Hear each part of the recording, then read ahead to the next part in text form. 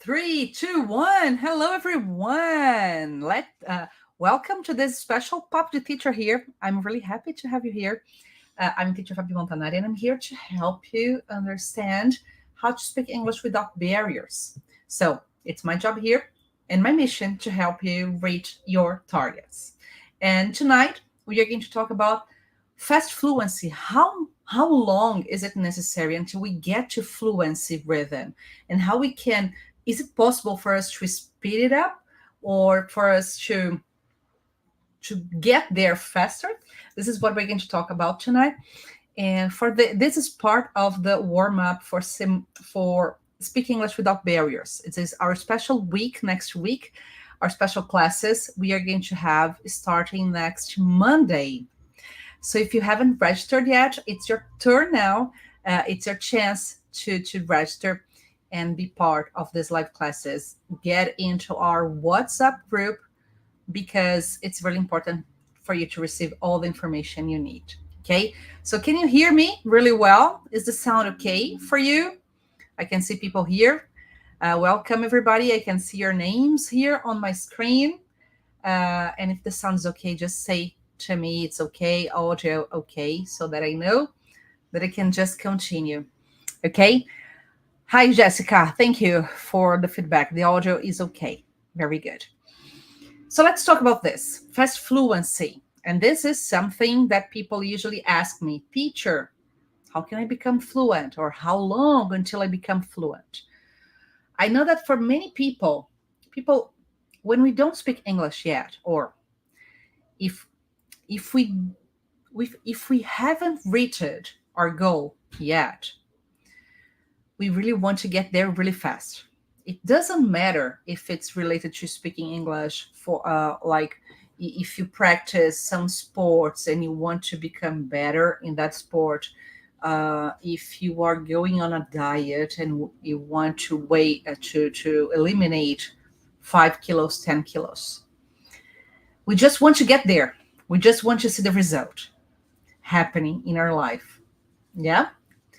But this is a situation, and speaking English is all the situation that I mentioned. Imagine you are a white belt in a martial art, for example, and you want to become a black belt in this fight. It's going to be a process until you get there. One second, people. My voice today, it's going to be a problem. But we need to understand one thing. First thing that is really important for you to understand. When we talk about process is important. But the process needs to be based on a method. Do you have a method to get to the goal you want to reach? Do you have your method? Or do you know how to work with a method? So this is my job here. When I start talking about speaking English without fluency, no, without barriers, and it's a way for you to become fluent because there is a method behind it. It's not that I'm taking all these ideas out of my mind. No, these are something that I do every day with my students for the last 28 years. I've been teaching for 28 years now. Maybe some of you weren't even born 28 years ago. And now you are here joining me in this talk for you to understand how to become fluent and how to become fluent fast. But there are two things here that you need to consider. Can I continue speaking in English? I like speaking English, but I just want to make sure, I just need to make sure that you get what I'm talking to you. Okay, you get the idea. Otherwise, I will be talking to the walls, and I don't want that. I want to talk to you and make the message reach you. Make it make sense for you in English. Okay? So what happens here?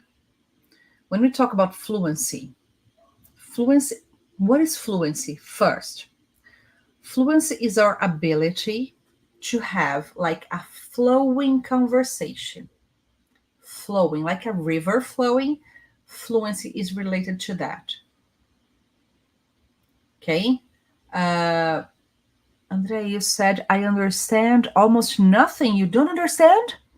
I will speak slower. Okay. I will slow down. And sometimes maybe I will use Portuguese for you to understand. First topic, fluency is to have a conversation flowing. And how do you have a conversation flowing? Using simple structures with clear messages. You always need to understand that compared to Portuguese, your ability to speak English is always going to be lower than your ability to speak your mother language. And it's okay.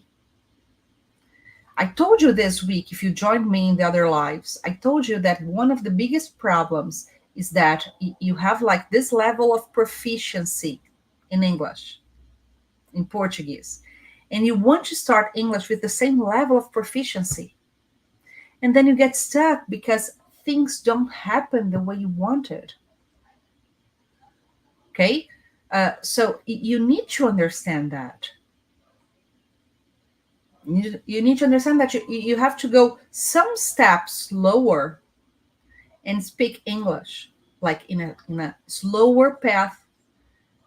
You need to speak English with simple structures, clear message.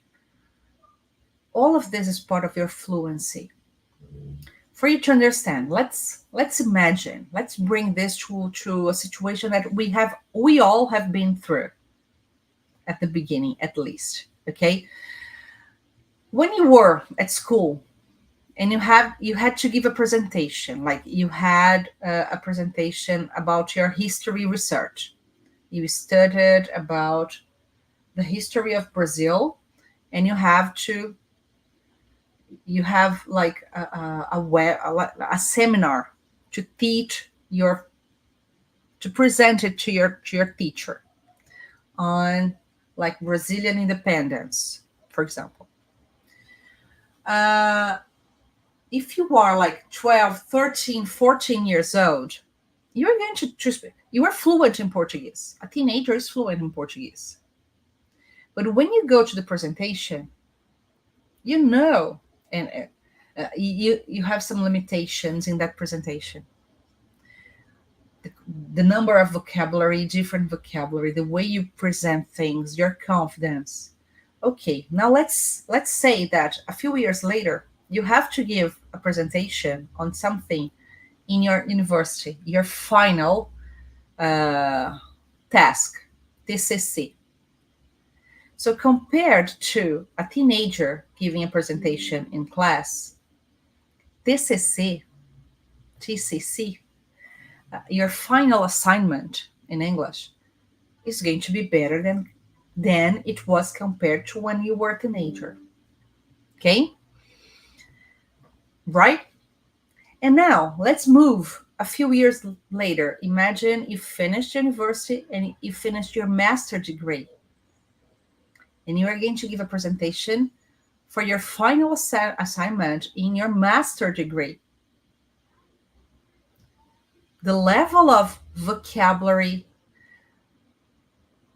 confidence, the way you are going to study and present things to your teachers or to the participants in the seminar is going to be different. So this is what happens in your communication in English as well. What I see most often is that people want to give a presentation or have a conversation in the way a master in history talks about the history of Brazil, but you are a teenager in your speaking yet. You don't have all the vocabulary. You don't have all the basis to speak like that. You see, is it easier for you to see things when I put them this way? So this is something that you need to consider in your speaking and in your fluency, right? So this is the first point you need to consider. When you understand that fluency is this, and remember what I always say, fluency over perfection. Having a flowing conversation, it doesn't mean that it's going to be perfect, grammatically speaking, or with all the best vocabulary in the world. We are going to forget words, or maybe we are going to not know some words. Sometimes we don't simply don't know the words that we need to say. It happens to me, it happens to everybody. When we are having conversations, for example, among the teachers, we have a group of teachers. At Countdown, I'm one of the teachers, but we have other teachers. And when we're having our meetings, it's often that one of us forget one word, or even we don't know some word, and then everybody helps. The problem is not knowing the word. The problem is not knowing how to learn new things faster. So fluency is more related to being independent, being an independent learner and speaker, than knowing everything. You need to know the techniques and the ways to get out of difficult situations in English. It doesn't mean you're going to know everything. Okay? But is it clear now? Or do you want me to repeat it in Portuguese? If I gave you a test at the end of this talk today, a surprise test, would you be able to answer what I'm saying? Yes or no? Be honest. Yes, Josie said yes. Very good, Josie. This is important, okay, for you to understand what I'm saying. So fluency is related to that. With that being said, we need to understand that, of course, fluency is related to time of study. How much time can you dedicate to study English? I don't believe at all, and I've been a teacher for 28 years, and I have friends who have been teaching for over 20 years. I don't believe in overnight success in speaking English. Getting fluent at the top level with the minimum effort for you to be there. I told you earlier this week. I don't believe that. I believe that you can be fluent in a shorter time if you have dedication, commitment, direction, and the right practice in the right time. All of these are important for you to become fluent. And then in this way, you can tell me, Fabi, can I become fluent just by watching movies in English and by listening to songs and understanding what they say? Very few people will. But most people need some guidance, need some people to lead them to fluency. And this is what I've been doing. All our methodology and the method we use to develop the courses are based on this, on helping the students become independent. My interest, because I won't be able to teach you everything. My teachers, I have studied English in my teenagers, my teachers weren't able to teach me everything. And if I tell you that I've been learning English until nowadays, it's fact. It's true fact. All the teachers are learning. Every time I prepare a class, I learn something new. So when, for example, some people say, "Oh, Fabi, you speak English so nice in such a I wish I could speak English this way," but how much time have I dedicated to be able to speak like that? So here, Ron put that read. That's it. Reading is one step of the method, of any method, because reading is the income skill. I'm going to talk about this on Monday, but we have the inputs and outputs. Imagine a production line. When we have a production line, if I'm going to produce like a pen, I have a pen here with me. I've never been to a production line of a pen, but what I guess, at the beginning of the production line, we need all the raw material. Raw material is matéria-prima. So what do we need to have this pen at the end of the production line? We need to have plastic. We need to have pink ink. We need to have, I don't know what, like this tag here. If I don't have all the inputs in the right moment in the production line, I won't have a pen by the end of the production line. If I don't have the inputs, I won't have the output. So if your problem is in fluency, it means that your output still has some problems. And we need to identify that. In the method we do. We have the mapping phase. I always start with a new student by mapping what they already know. Once we identify what someone knows, we can move on to the next steps. But if I don't know what they know, it would be a waste of time. Like if I just assumed that you are a totally beginner speaker. Most of you aren't totally beginner. If you were, you wouldn't be here talking to me or listening to me now. You wouldn't. If you were totally able to, if you're totally basic level, you see? So once we map what you know, we can move on to the next steps. We can have a personalized direction depending on the level you are, moving on to the next level. So imagine if you have the right direction to help you accelerate. I remember one day I told a student she wanted to become fluent in 1 year. She came to school. I had like a physical school, okay, like normal English school. It's not that now it's not normal, but you understood me. She came to me and said, okay, I want to become fluent. She was a doctor. I think she was like a skin doctor, or I think she was eye doctor. Yes, she was an eye doctor. And so, okay, I'm going to participate in. I want to start participating in some congress outside Brazil, and I need to be fluent in 1 year.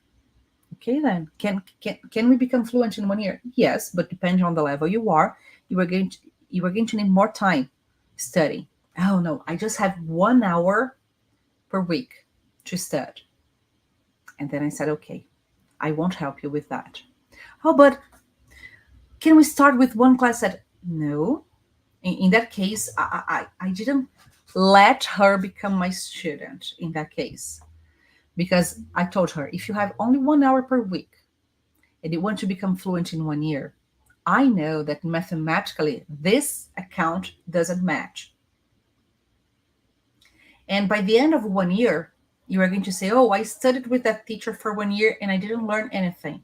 You are not going to say to people that you have studied 1 hour per week during 1 year. Only 1 hour. You are not going to say that. You're going to say that you studied English for 1 year and you didn't learn. Have I helped people becoming fluent in basic levels? And we can become fluent in different levels.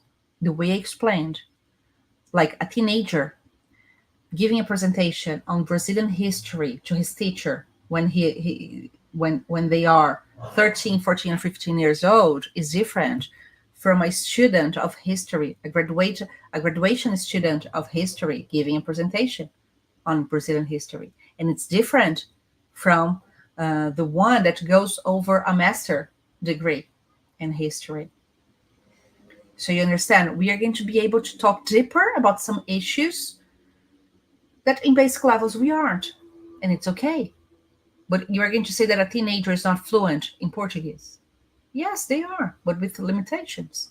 So I remember once I had a student, he was like a physiotherapist. He started having classes with me, and he had two classes per week, but very dedicated. He did everything that I asked them to do during the days that he didn't have classes. And after 1 year, I just talked to him in English. And he was my physiotherapist. By the time I was doing something called RPG. I don't know how to say that in English. But, reestruturação postural global. In Portuguese, it means that. And I was having some sessions with him, and he started having classes with me. By the end of right after a few months, we started speaking English all the time. I knew that he had limitations to express everything he wanted, but he didn't ran away from what he could say. So mapping at the beginning, this is part of my method, and I'm going to explain better on Monday, on this class on Monday. You are going to understand that. So it's necessary. Some international standards, for example, Common European Framework of Reference. Do you know what the Common European Framework of Reference is? It's in Portuguese, it's called Quadro Comum Europeu.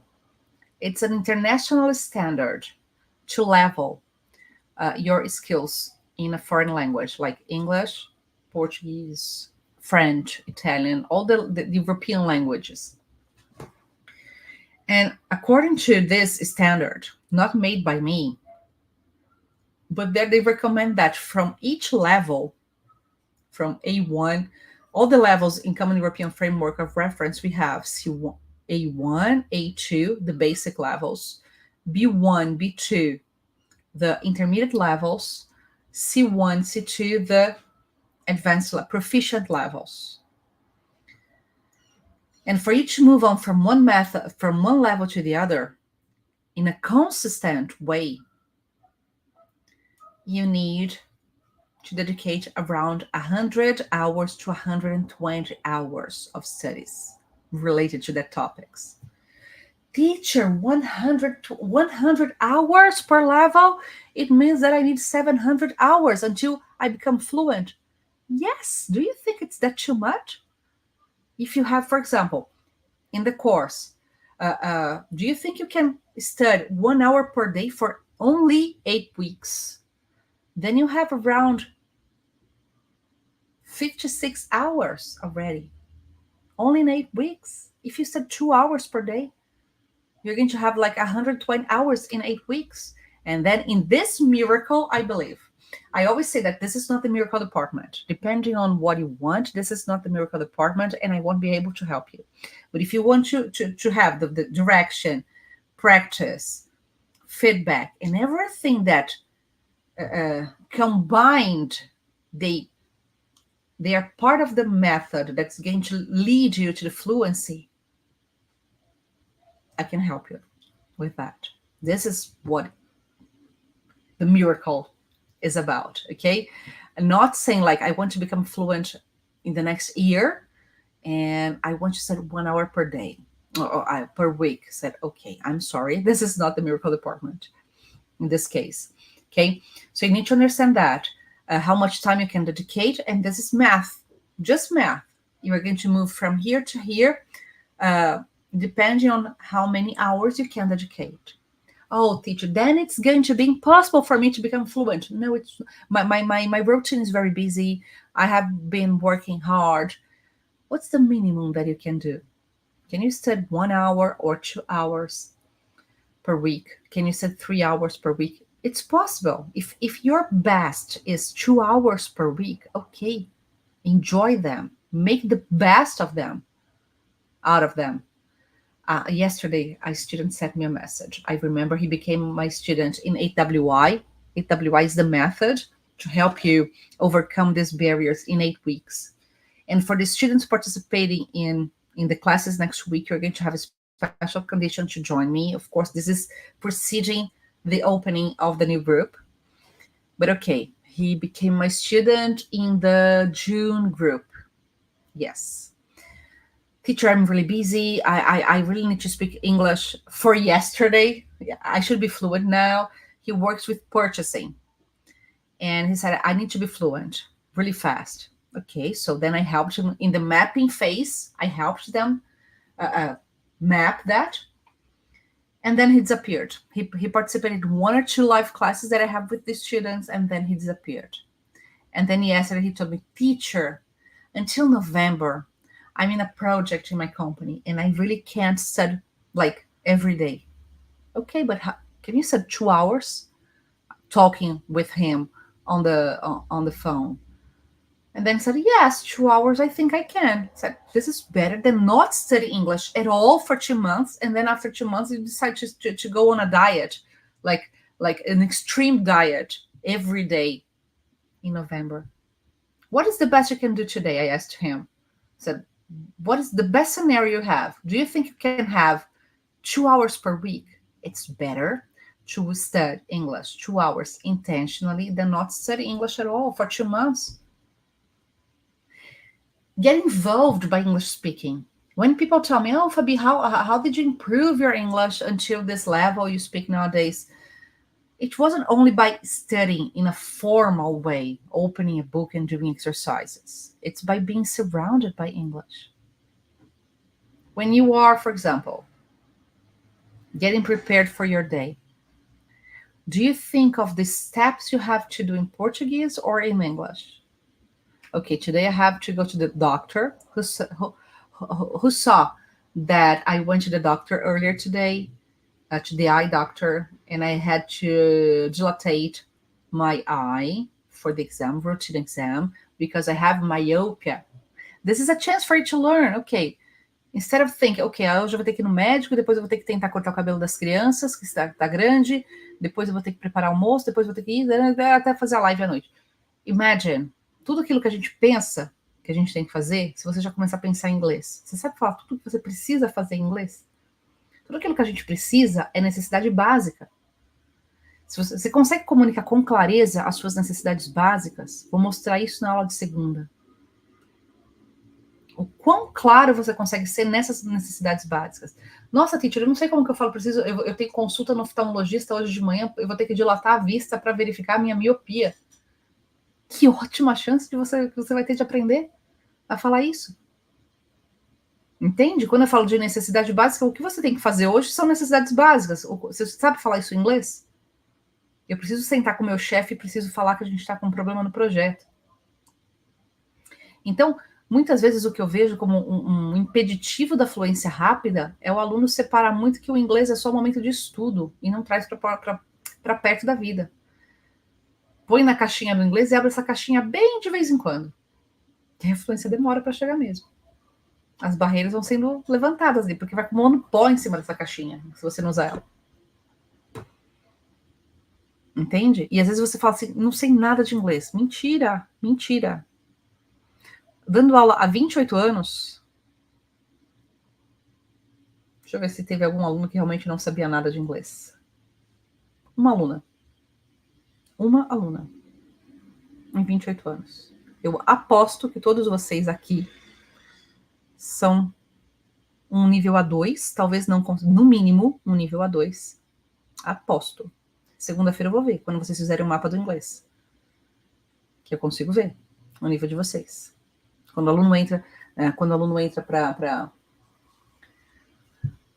o curso, a gente dá até um feedback com relação a isso.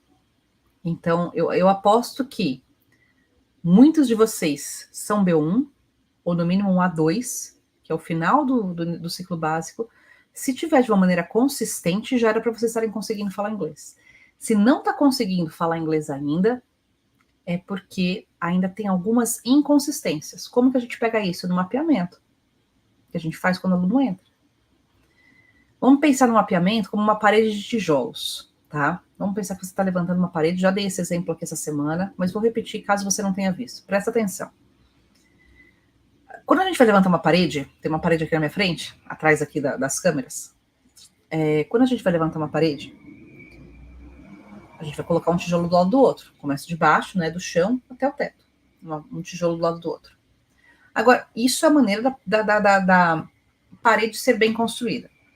Agora, vamos imaginar que, por pressa, essa parede ela vai ser levantada de qualquer jeito e eu vou deixar faltando alguns tijolos para poder chegar até o teto, mas eu vou deixar alguns tijolos que não vão comprometer a parede de ser levantada. Opa! Não vão comprometer a parede de ser levantada. Simplesmente, a parede vai ser levantada, mas vão ficar alguns tijolos. Você concorda comigo que depois dessa parede levantada, rebocada, pintada, agora eu vou encaixar os tijolinhos que estão faltando. O remendo na parede, ele sempre dá mais trabalho do que se ele tivesse sido colocado na hora. Mas, enfim, a parede está lá, ela foi levantada. Muitas vezes o seu inglês, ele tá dessa maneira. Alguns tijolos não foram colocados na... Se você tem dificuldade para falar, eu já estudei Sou um nível intermediário, mas eu tô travado para falar. Parece que eu nunca vou conseguir chegar na fluência. O que acontece? Pode ter faltado um pouco de vocabulário para você. Pode ter faltado um pouco de prática. Pode ter faltado algum conhecimento de uma gramática que vai te permitir dar esse salto. Quando o aluno fala, teacher, eu não gosto de aula de gramática. Eu quero só conversação. A gente não fala sem conhecimento de gramática. O simples fato de eu fazer uma frase aqui para você, eu estou usando gramática. Agora, eu entendo quando o aluno fala, eu não gosto de aula de gramática. Porque talvez você associe com aquelas aulas de gramática de inglês da escola. Que o professor chegava, colocava na lousa um tema. Ah, hoje a lição é verbo to be. Aí vamos aprender verbo to be hoje. I am, you are, he is, she is, we are, you are, they are. O que eu faço com o verbo to be sozinho? Agora, se ele for parte de um processo de comunicação, aí ele faz sentido. Agora, aprender o verbo to be sozinho por regra não faz sentido. Eu confesso que eu compreendo se o aluno tem esse trauma de estudar gramática, porque pode estar associado a esse processo pedante pelo qual nós passamos, todos nós passamos na escola. E isso não é falar inglês. Você tem que entender que o falar inglês, as aulas de inglês da escola não foram feitas para a gente falar inglês, foram feitas para a gente responder prova. Só. Existe, atualmente, nos últimos anos, uma iniciativa de projetos bilíngues nas escolas, um aumento de escolas bilíngues, que pode refletir num cenário melhor, positivo, para essa geração que está vindo aí, que vai sair da idade escolar daqui 5, 10 anos, e vai sair melhor do que nós saímos, se você já passou dos 35, 40 anos. O nosso sistema na escola foi muito ruim, foi muito pobre mesmo, nesse sentido de falar inglês. E aí você traz esse trauma. Ah, eu não quero aula de gramática. Então, se você associar a aula de gramática daquela maneira, realmente é chato, mas você precisa entender que use of English, o uso do inglês precisa de algumas estruturas gramaticais. Então, aqui, por exemplo, eu tenho uma gramática aqui do meu lado. Cadê ela? Tá aqui. Eu tenho ela desde 94, 95. Tá velhinha. Tá aqui tudo, ó. Tá até amarelado, ó. Se vocês olharem aqui assim, ó. Tá vendo? Tá amarelado, porque é muitos anos guardada. E eu gosto de consultá-la para algumas dúvidas que eu tenho, para preparar algumas atividades, mas não é que eu vou chegar para alguém e falar, hoje a gente vai fazer aula de Simple Present. Não dessa maneira. A gente vai estudar um tema que para a gente poder se expressar dentro desse tema, o Simple Present é necessário. Então a gente inverte, a gente parte da abordagem da comunicação, não do conteúdo gramatical. Isso já muda totalmente a sua capacidade de se comunicar, porque agora você vai ter uma aplicação para isso. Não é aprender gramática por aprender gramática para você responder uma prova. Entende? Então, esse ponto ele é importante que você entenda. Quais tijolos, eventualmente, estão faltando na sua parede? Não tem nenhum tijolinho aí? Jura mesmo que não tem nenhum tijolinho na sua parede? Pode ser, mas não acredito. I don't believe that. Now here, I'm reading to José Antonio saying, I understand you clearly, but I have problem with listening in general when I watch news or movie. And this is what we're going to talk specifically on class 2, okay? Class 2 from our classes next week on Wednesday. We're going to cover this point. I'm going to give some practice, some techniques that I use with my students for you to understand the gap you have between you being able to understand me as a non-native speaker and understanding news or watching news or movies in English with native people. But I told you something about this earlier, again, this week, when I said that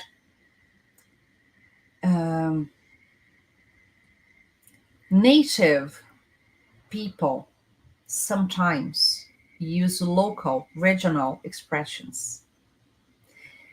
I don't know where you're from, José Antonio. I don't know if you're from São Paulo or from some people, so somewhere different in Brazil. But we have regional accents. We have regional expressions, idioms. And for example, something's really clear. Some situation that happened to me. I'm from São Paulo, okay, from Great São Paulo area. I was born and raised here. And okay for me. One thing that happened, there is a video on Instagram, and I think it's on YouTube too. my video, teaching the expression every now and then. Every now and then. What does it mean? Who has seen this video? I think from all the videos that I published, this is the top one. The most seen video that I have on Instagram. And I translated that as vira e mexe. Essa é uma situação que, por exemplo, pode estar acontecendo. Por que você, de repente, tem dificuldade para entender notícias ou filmes? Porque pode estar ligado a sotaque local, expressão local, que nem todo mundo entende. Então, o every now and then, para mim, mostrou uma coisa muito clara que em português também. Ninguém está se sentindo menos fluente em português porque não entendeu a expressão que eu usei. Por quê? Naquele vídeo, se você for, ele está até pinado, ele está ali marcado em destaque nos nossos Reels dentro do Instagram. Eu explico que é every now and then, com a tradução que eu pus ali é vira e mexe. E dei alguns exemplos, vira e mexe eu faço isso. Choveu de gente falando assim, vira e mexe, não é de vez em quando? E é sim, de vez em quando é. Mas eu falo vira e mexe porque aqui na minha região se fala vira e mexe. Percebi que não é no Brasil inteiro que se usa essa expressão vira e mexe. E para mim era transparente falar vira e mexe. A maioria das pessoas entenderam. A maioria não, todo mundo comentou ali. Falou, nossa, eu não conhecia vira e mexe, mas é a mesma coisa que de vez em quando, né, teacher? É. Ok. De vez em quando. Então, às vezes a gente se cobra por não entender um nativo, mas a gente não está levando em consideração que, de repente, às vezes tem um sotaque regional muito forte, muito carregado e que complica um pouco a nossa comunicação. Se a pessoa fala rápido, se ela não tem uma boa dicção, se ela não fala direito, mas a gente acaba puxando toda a culpa para o nosso ombro, falando, nossa, cara, eu não consigo entender nada. Então, vamos avaliar isso daí. Claro que, entendendo alguns exercícios, algumas técnicas de relação letra e som, entendendo alguns pontos relacionados a linking sounds, como que os sons se ligam. Quer ver um exemplo? Vou até antecipar, é da aula 2, a gente vai ver isso na quarta-feira. Mas em português você não... Faz uma contagem, eu vou falar uma frase em português, e você vai fazer uma contagem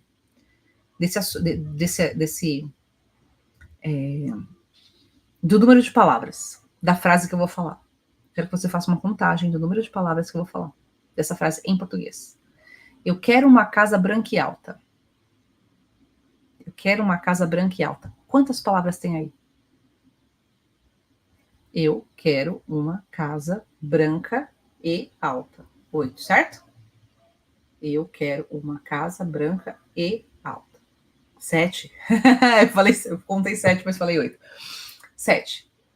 Mas eu falo, eu quero uma, falei junto. Eu quero uma, eu juntei. Uma casa branquialta. Casa branquialta. Eu juntei 3 palavras em uma só. Branquialta. Mas para você, não teve problema. Tenho certeza que você entendeu que é branca e alta. Quando a gente está falando inglês, a gente vai pegar as palavras isoladas e vai falar branca e alta. E é aí que parece que dá dificuldade para entender, porque se o nativo falar um branca e alta na velocidade normal, você não vai entender, a não ser que você tenha preparo para isso, que é o que eu dou dentro do Fluência and Rhythm. Te ajuda a entender onde você está. E a partir daí você vai ter a praticar aquilo que for necessário. Ok? Clear? Are we done with this topic? Do you have any questions?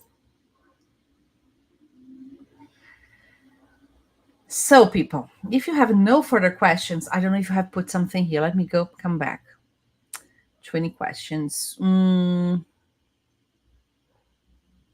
If you have questions, people, I haven't seen, okay? Here, let me see. If I have a mix of materials, do you think that I get to speak English? It depends on the mix of materials you have.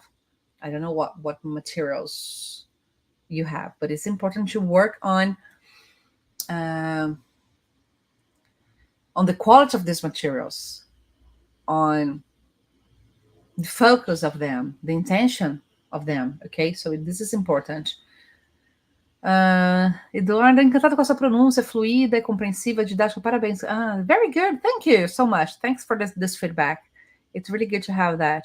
And this is what I'm going to teach you during the classes next week, Speak English Without Barriers, okay? Brown said, my suggestion, read.